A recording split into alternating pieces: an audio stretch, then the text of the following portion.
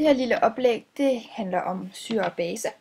Og det vi ser her, det er pH-skalaen, hvor vi har syrerne til venstre, de neutrale opløsninger i midten og baserne i venstre højre side. Vi kan også se, at syrerne har de lave pH-værdier, imens baserne har den høje pH. Og lidt om syre. Som jeg sagde før, så har syrerne de lave pH-værdier. Så de går fra 0 cirka og op til pH-værdi på 7. Og når vi er oppe på 7, så er det en neutral opløsning, vi snakker om. Og så kommer baserne jo så efter. Så det man siger om en syre, det er, at de afgiver en hydron. Og forskellen på en svag syre og en stærk syre, det er, at jo stærkere syren er, jo villigere er den til at afgive en hydron.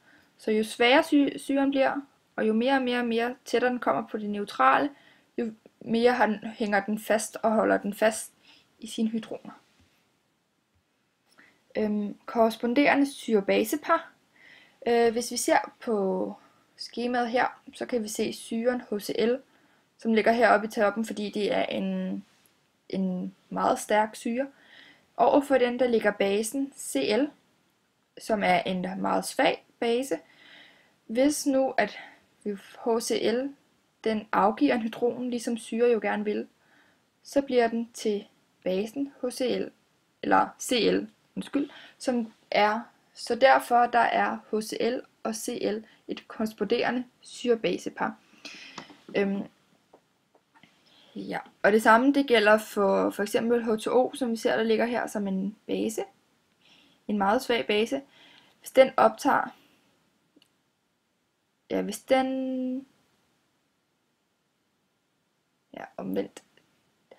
den optager en hydron,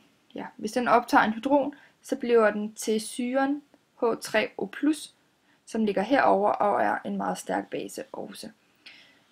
Så den vi kan sige, den der ligger over for hinanden her, det er korresponderende syre-basepar. Og hvis vi kigger på værdierne, som står her, så er det styrkeeksponenterne. Her er syrenes styrkeeksponenter, og her er basernes styrkeeksponenter. Vi kan se, at her er der meget lave tal i forhold til de meget høje tal her. Så det vil sige, at jo stærkere syren er, jo lavere styrkeeksponent har den. Og det samme gælder for baserne. De stærke baser har en lav styrkeeksponent, og de svage baser har en høj styrkeeksponent. Ja. Og så kommer vi til amfolytterne. Hvad er en amfolyt? En amfolyt, det er et molekyle, eller en ion, der både kan modtage og afgive en hydron. Hvis vi fx ser på HSO4-, så kan den både afgive en hydron og blive til SO4-2-, og den kan modtage en hydron og blive til den dihydrone syre H2SO4. Så derfor er det her en amfolyt. Samtidig så er H2PO4- og HPO4-2- amfolytter.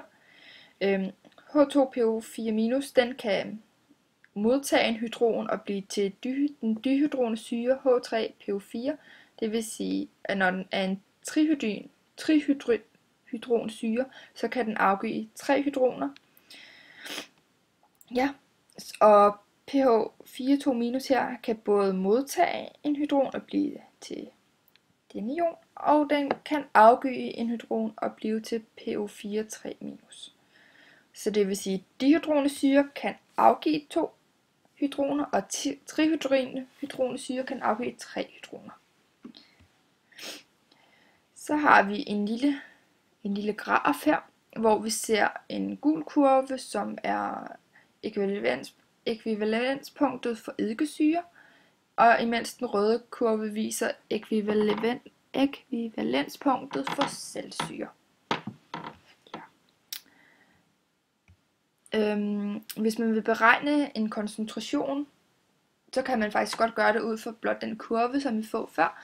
Vi har nemlig fået at vide, at opløsningerne bliver titreret med 0,1 molær NaOH. Så hvis vi kigger på jeg går lige tilbage. Hvis vi kigger på, hvor ekvivalenspunktet er, som det er her, så kan vi se, at der cirka er tilføjet 20 ml NaOH. Ja.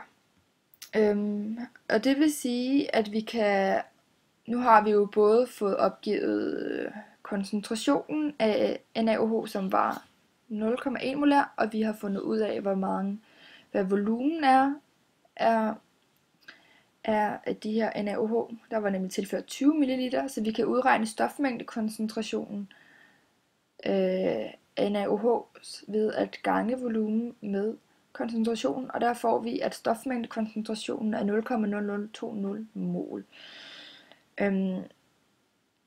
Og da vi skal finde det ekvivalenspunktet, det vil sige på det tidspunkt, hvor der er lige meget NaOH og lige meget af syren i blandingen, så vil det sige, at eddikesyren for eksempel, eller saltsyren er lig med stofmængdekoncentrationen af NaOH. Så det vil sige, at der stofmængdekoncentrationen af henholdsvis den ene eller den anden syre i dette tilfælde også vil være 0,0020 mol.